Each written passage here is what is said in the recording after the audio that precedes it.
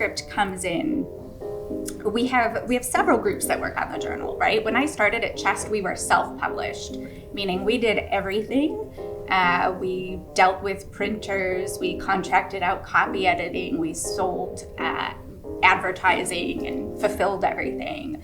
That's not normal, right? In most businesses, publishing is no different. There's been a lot of consolidation. So we work with a commercial publisher, we have an internal team, and we have kind of Peter's editorial volunteer workforce.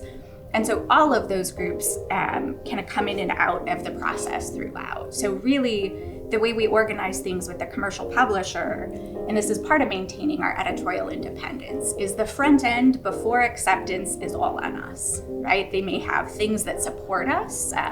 They may provide us like the manuscript submission system, for example, but they are hands off, and we're pretty strict about that, right? That's pretty important. So when the manuscript comes in, usually our staff are also looking at it. And we've gotten a lot looser in terms of, we used to have a checklist. Some of our team is over here now, and that checklist used to be painfully long. We've whittled it down, things like formatting. We're not going to care so much how your references are formatted, because if something's accepted, that's going to get sorted out on the back end. So they'll look for things like, our conflicts of interest disclosed. That's pretty important. Things like if it's a randomized control trial, did you register it, and is that registration number there? We want to make sure that all the pieces that allow a reviewer to do their due diligence and to kind of make good decisions and see as much as they can up front are there. So after the manuscript goes to Peter and he agrees it's something that should get some further scrutiny, it goes to the associate editors who select their reviewers, and then there's that cycle that Peter talked about.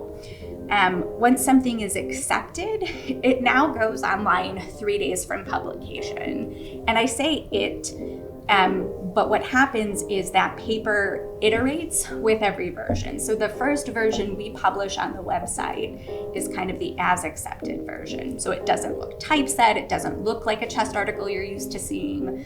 But part of what's really important to authors is getting things in the literature as quickly as possible, right?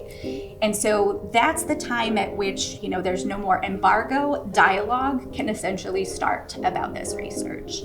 And then as our publisher now is doing their job of copy editing and working with the authors on corrections, we post each new version gets updated until the final, which appears in an issue.